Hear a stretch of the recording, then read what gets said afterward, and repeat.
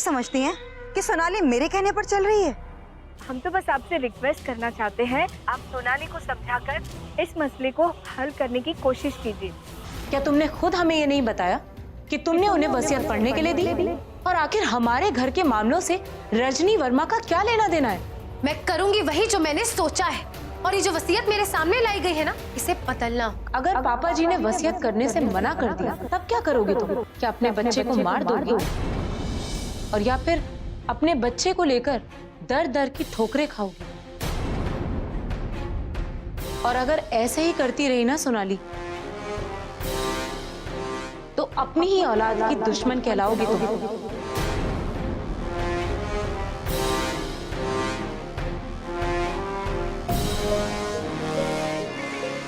इस घर से तुम्हारा जबरदस्ती का रिश्ता बना था। किसी के ना चाहने के बावजूद तुम इस घर में आई थी, और आज जब तुम्हें इस घर के लोग अपनाना चाह रहे हैं तो तुम यहां से जाने के रास्ते बना रही हो। हमारी तो समझ में नहीं आता कि तुम आखिर करना क्या चाहती हो।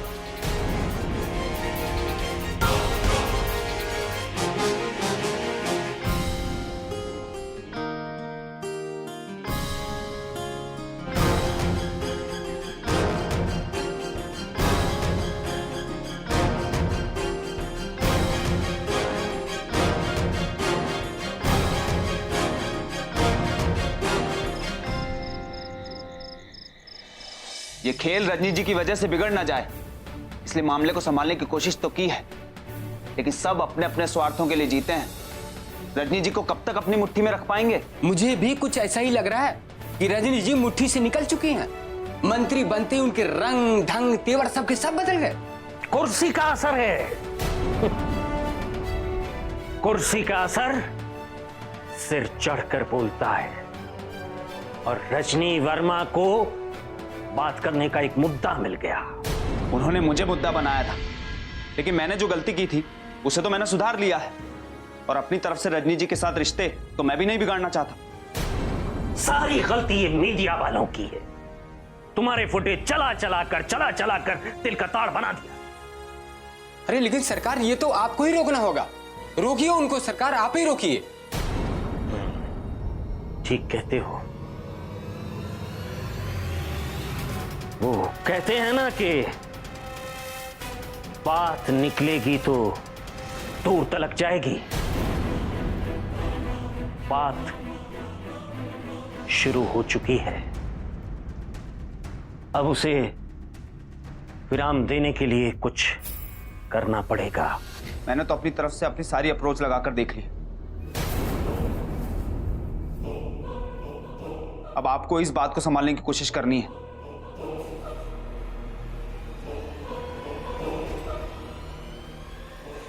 ठीक है, मैं बात करता हूं।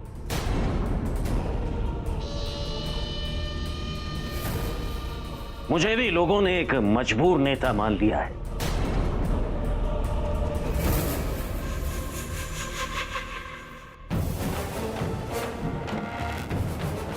वक्त के उतार चढ़ाव के साथ मैं भी लोगों के रंग देख रहा हूं।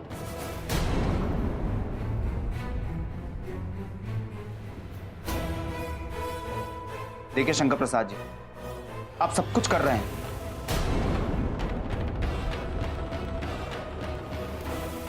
लेकिन वो नहीं कर रहे हैं जो आपको करना चाहिए।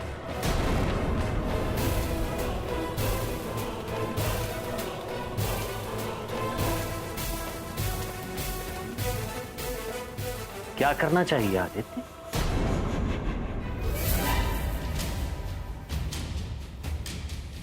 वंशवाद अगर सबसे ज्यादा कहीं हावी है तो वो है राजनीति में। मान लीजिए आप चुनाव नहीं लड़ सकते, तो क्या आप राजनीति से संन्यास ले लेंगे?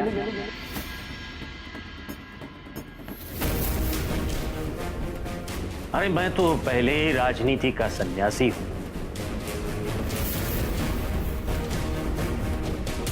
अब राजनीति से संन्यास मैं कैसे ले सकता हूं?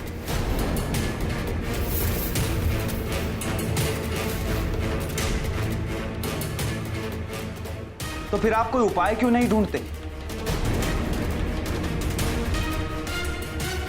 सिर्फ रजनी जी पर भरोसा करके बैठने से तो अच्छा है कि आप भी वही करें जो दूसरे नेता करते हैं।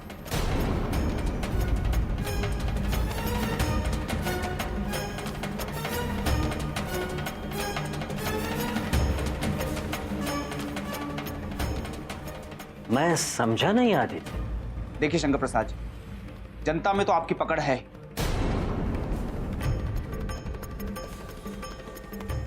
आप चुनाव नहीं लड़ सकते, लेकिन आप अपनी पत्नी को तो चुनाव लड़ा सकते हैं।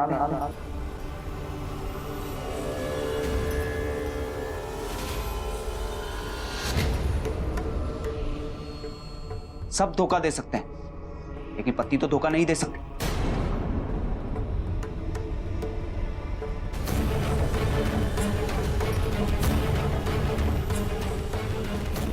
पत्नी के बहाने ही सही, सत्ता में आपकी पैठ तो बनी रहेगी।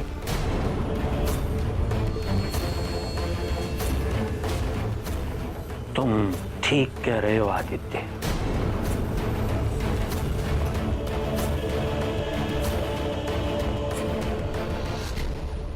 मुझे इस बारे में जरा सोचने दो।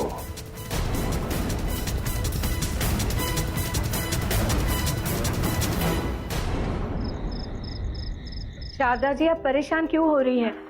आपने जब ये बात हमें बताई तो हम भी परेशान हो गए थे।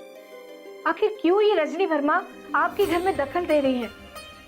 यही बात जानने के लिए हमें उनको बुलाना पड़ा यहाँ, पर वो हमें मिलने तक नहीं आई। हम उनसे साफ साफ बात करना चाहते थे, बल्कि हम उनसे बात करेंगे कि वसीयत वाली बात को लेकर उन्हें क्या लेना देना है, वो क्यों ये सब कर रही हैं। चलिए हम रखते हैं। किससे बात कर रही थी मैम? मेरा मतलब है कि जब से आप लौटी हैं आप बहुत परेशान लग रही हैं। लोगों को लगता है कि जो बड़े पदों पे होते हैं वो बड़ी ही आराम की जिंदगी जीते हैं,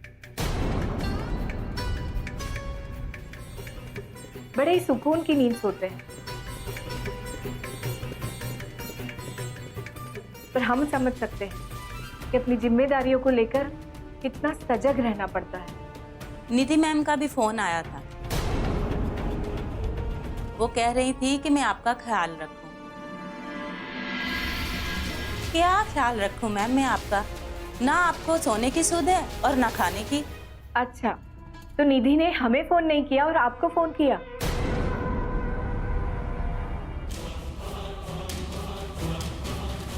आपका ख्याल रखना तो मेरी जिम्मेदारी है ना। तो अब आप निधि की तरह नाराज भी होंगी? नाराज ना हो तो और क्या हूँ मैम। देखिए मैंने आपके लिए सूप बना के रखा, रखे रखे ठंडा हो जाएगा ना।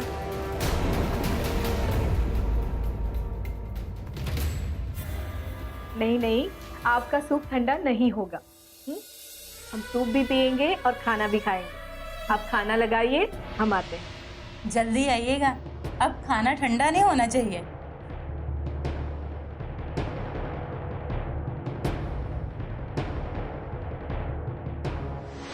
माँ चलिए नाश्ता कर लीजिए। बेटा नाश्ता तुम ही कर लेना, ऑफिस पहुंचना जरूरी है ना, कुछ लोग आ रहे हैं, उससे पहले हम पहुंच जाएं। माँ 5 मिनट लगेंगे नाश्ता करने में, ऐसे भी कौन सी देर हो जाएगी। बेटा नाश्ता हम ऑफिस में कर लेंगे। माँ मैं यहाँ से जाने वाली हूँ, इसीलिए आप ऑफिस में नाश्ता करने की आदत लगा रही है ना।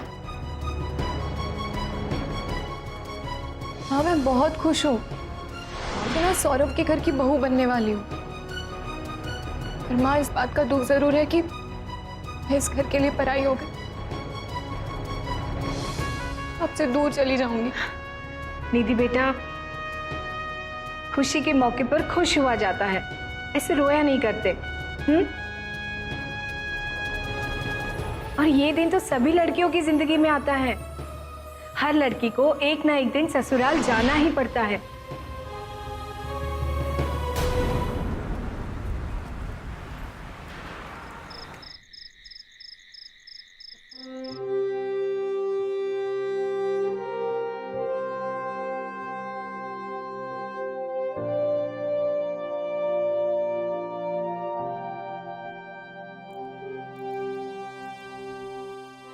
बहू, शारदा कहाँ है?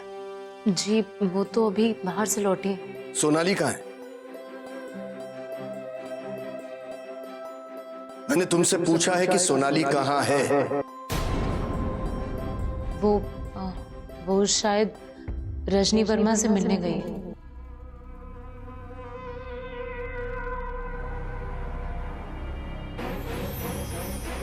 तो इसमें शायद का क्या मतलब है? पापा जी, हम आपको ठेस पहुंचाना नहीं चाहते,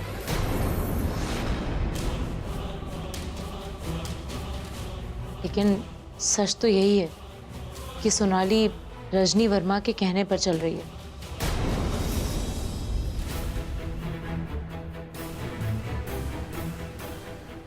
सोनाली ने अपनी जिंदगी और हमारी खुशियों में आग तो लगाई थी है।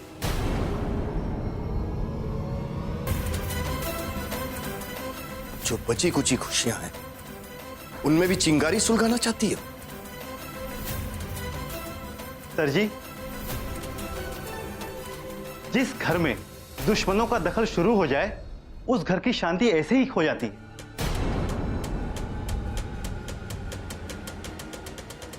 ठीक कह रहे हो सक्सेना,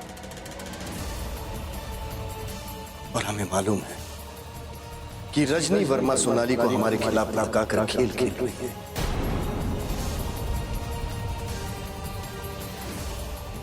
और हमें यह खेल खत्म करना है।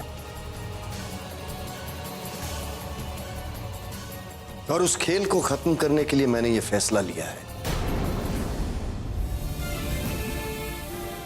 कि सोनाली जो वसीयत चाहती है उस वसीयत पर मैं साइन कर दूंगा।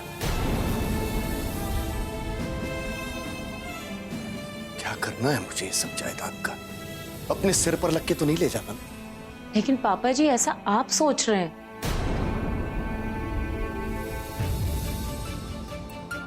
काश कि सोनाली इस बात को समझ पाती। आप तो हर कोशिश कर रहे हैं कि वो खुश रहे,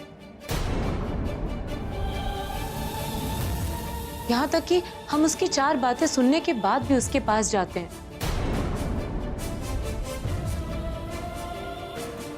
उसे समझाते हैं, मनाने की कोशिश करते हैं। वो कैसे समझेंगी?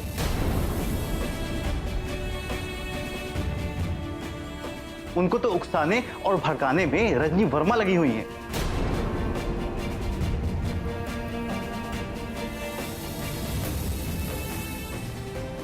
हाँ पापा जी,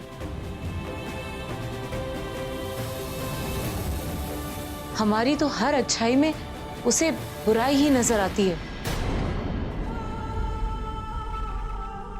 और हर कोशिश में फरेब।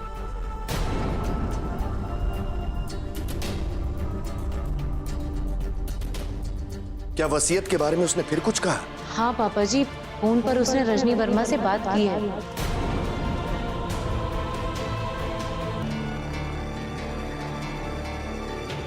और फोन करने के बाद उसने ये कहा कि वसीयत उसे बहलाने के लिए बनाई गई है।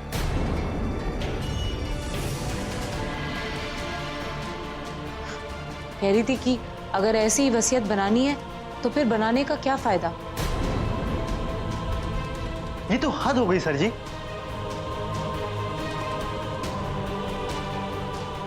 क्या सोनाली बहू ये चाहती है कि आप सब कुछ उनके नाम करके अपना हाथ कटवा लें? सोनाली क्या चाहती है ये मुझे नहीं पता, लेकिन रजनी वर्मा क्या चाहती है ये मुझे जरूर पता है।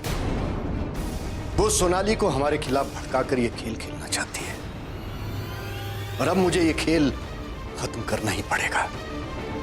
जब तक ये बात खुलकर सामने नहीं आती कि रजनी वर्मा चाहती क्या है, उसके मंसूबे क्या हैं, मैं इस वसीयत पर साइन नहीं करूंगा, नहीं करूंगा मैं।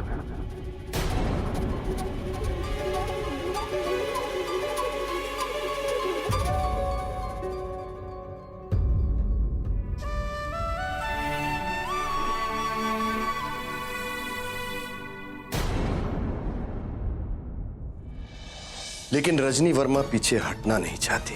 बेटा, महासचिव जी हमसे पूछ रहे थे कि क्या रजनी को पार्टी और सरकार से निकाल दिया जाए। जिंदगी एक भंवर है।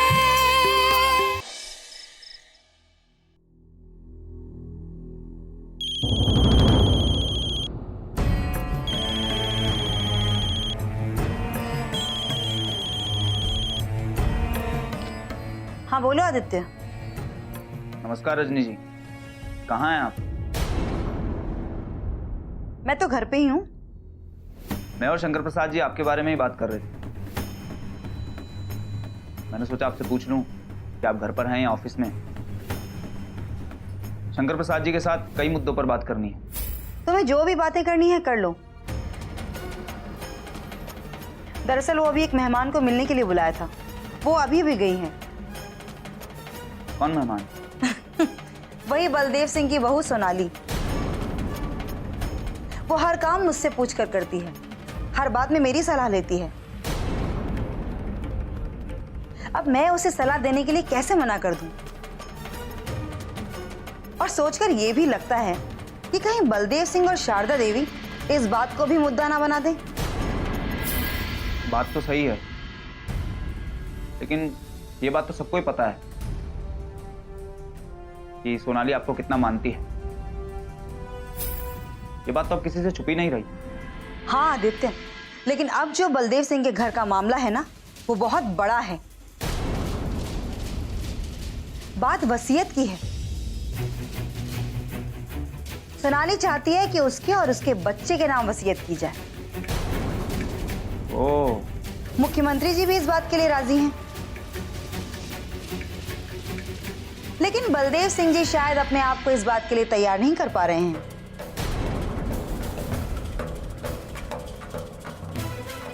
उन्होंने वसीयत तो कर दी है, लेकिन सब कुछ उन्होंने अपने हाथ में ही रखा है। वो जब चाहे उस वसीयत को रद्द कर सकते हैं, बदल सकते हैं। जाहिर सी बात है, बलदेव सिंह इस बात के लिए पूरी तरह से फैसला नहीं ले पा रहे हैं।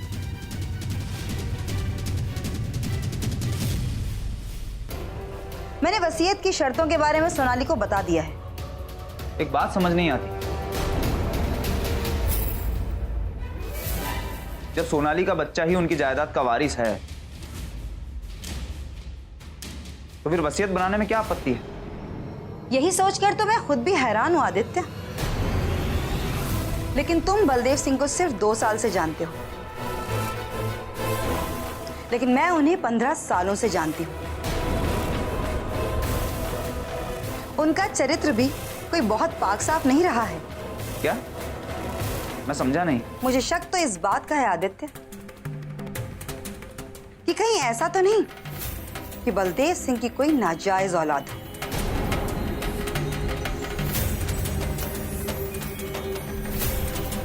क्या? नाजायज औलाद? ये क्या कह रही हैं आप?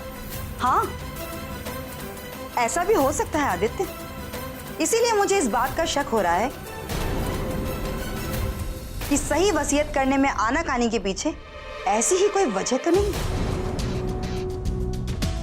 मैंने सोनाली को भी ये बात अच्छी तरह से समझा दी है, क्योंकि पता नहीं अपने समय में बलदेव सिंह के कितने लोगों के साथ संबंध रहे होंगे।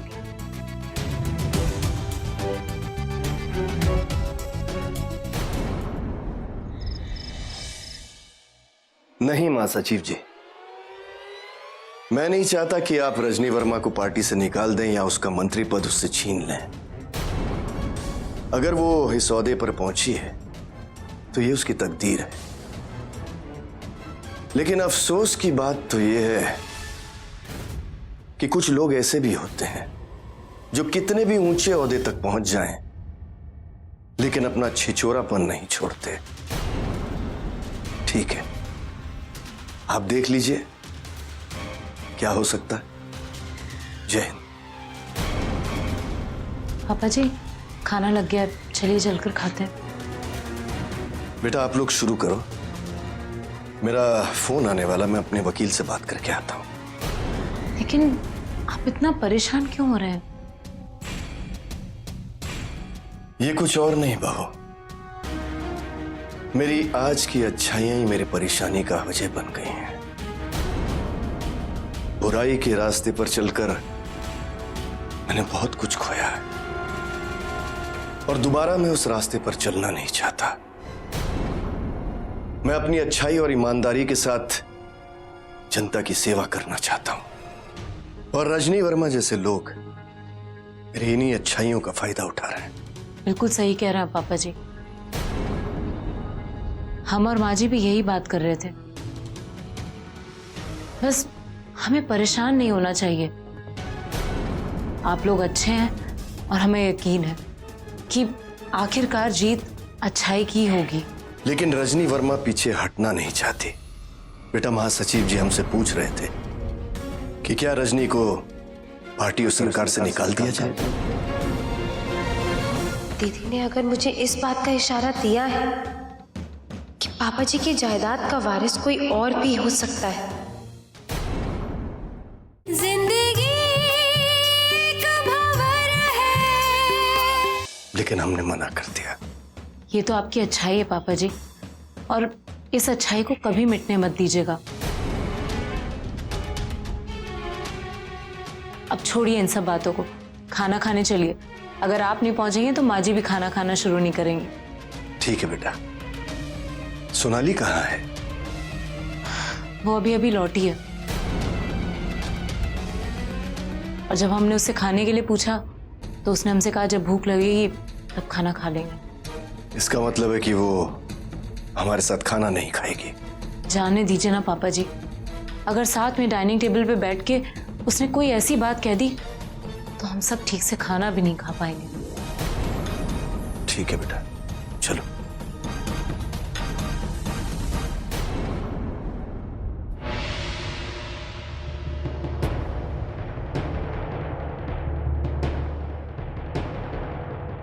इसमें कुछ ऐसी बातें हैं जिनका बदला जाना जरूरी है। अगर उन्हें नहीं बदला गया ना तो जरूरत पड़ने पर बलदेव सिंह जी जब चाहें अपनी वसीयत को बदल सकते हैं। आखिर किस बात का इशारा दे रही थी रजनी दीदी? कहीं सचमुच बात यही तो नहीं?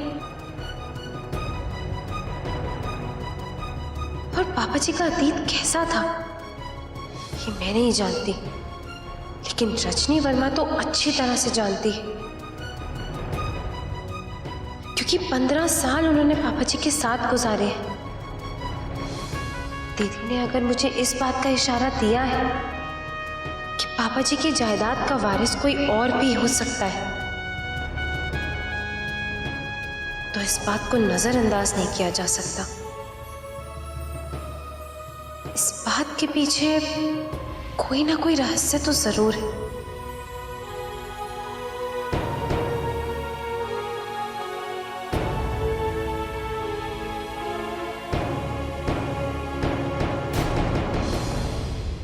मैंने सोच लिया है आदित्य, तुम्हारी इस सलाह पर अमल शुरू करूंगा।